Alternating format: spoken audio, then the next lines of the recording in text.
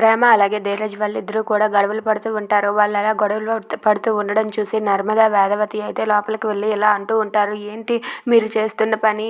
మీరు ఆ కుటుంబంలో ఉన్న మనుషుల్ని కాపాడడం కోసం, ప్రేమను కాపాడడం కోసం ఇదంతా చేశారు కదా! ఇప్పుడేమో మీరు ఇలా చేస్తున్నారు. అసలు మీరు కానీ ఇప్పుడు పెద్ద కేకలు వేసి జరిగిందంతా కూడా బయట పెట్టారంటే మనం చేసిందంతా వృధా అవుతుంది. బూడిదలో పోసిన పన్నీర్ అవుతుంది. ఎందుకు చెప్తున్నానో అర్థం చేసుకోండి. దయచేసి మీరిద్దరూ ప్రశాంతంగా ఉండండి అని చెప్పి అంటుంది. దాంతో అక్కడ ఉన్న వేదవతి అయితే అక్కడ నుండి వెళ్ళిపోతుంది. ఇక నర్మదా కూడా వెళ్ళిపోయాక అక్కడ ఉన్న ధీరజ్, ప్రేమ వాళ్ళిద్దరూ కూడా ఆలోచిస్తూ ఉంటారు.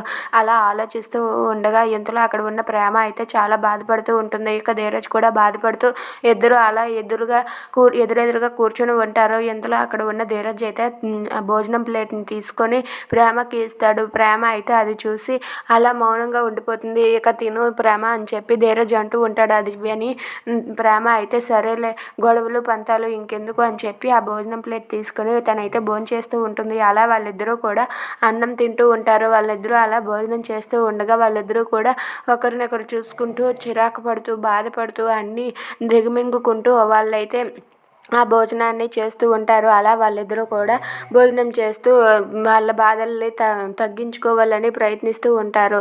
ఇక ధీరజ్, ప్రేమ వాళ్ళిద్దరూ ఎప్పుడు ఒకటే ఉన్నారు. Thanks for watching friends. Please subscribe our channel.